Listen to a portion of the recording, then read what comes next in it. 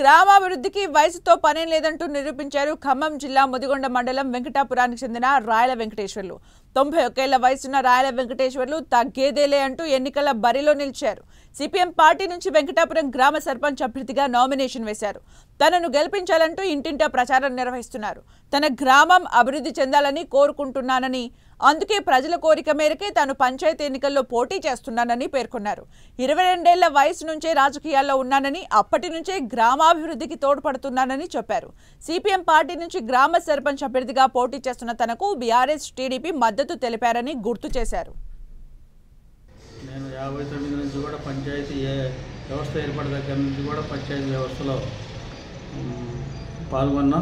ఆనాటి నుంచే వైస్ ప్రెసిడెంట్గా 30 సంవత్సరాలు ముదిగొండ పంచాయతీలో పనిచేసినాం. నాకు ముఖ్యంగా ప్రజల కోసం, గ్రామ అభివృద్ధి కోసం, ప్రజల బాగోగుల కోసమే ఆలోచించే మనస్తత్వం. ఆ రకంగానే దాదాపు ఈ 60-70 సంవత్సరాల నుంచి కూడా గ్రామంలో అదే కార్యక్రమం తీసుకొని పనిచేస్తూ ఉన్నాం. ఈ ఫలితంగా ఈ సంవత్సరం వచ్చిన ఈ ఎన్నికల్లో ప్రజలంతా కోరిన ఫలితంగా సర్పంచ్గా నిలబడాల్సి వచ్చింది.